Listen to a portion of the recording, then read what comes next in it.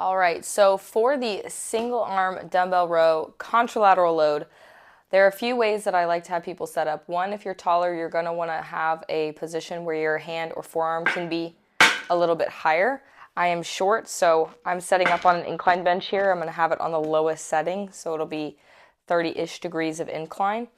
And when I go to set up the contralateral position, you want to make sure that whatever hand you're rowing with, that the opposite foot is back, the same side foot is back and the opposite foot is in front. When setting up for a heavy dumbbell row, you can do it one of two ways. Sometimes it's good to start here on the forearm because my clients will feel a little bit more stable here and learn position better. But as you start to load really heavy and you want to push in with a proper counter force, then pushing your hand into the bench is better, in my opinion.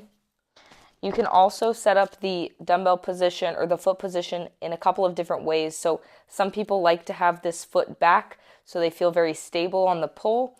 I find that it naturally opens people's chests up a little bit too much in the row, and so I usually cue turning that toe in and then holding the dumbbell on the row just so that that chest stays to the ground.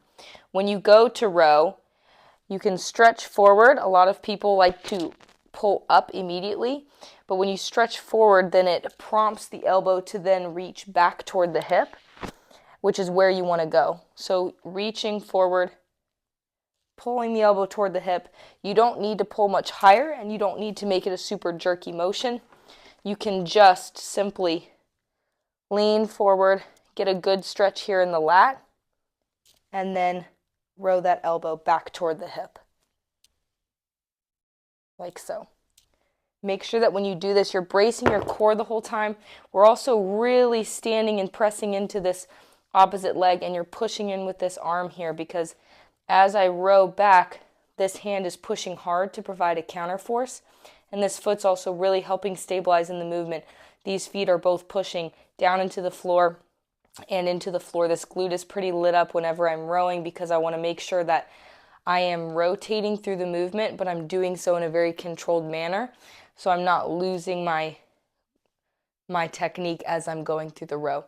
Make sure that whenever you're in this position, you're stretching forward, I'm bracing the core, I'm getting some rotation as I reach forward, and then I pull back toward the hip. And that is the single arm dumbbell row loaded contralaterally.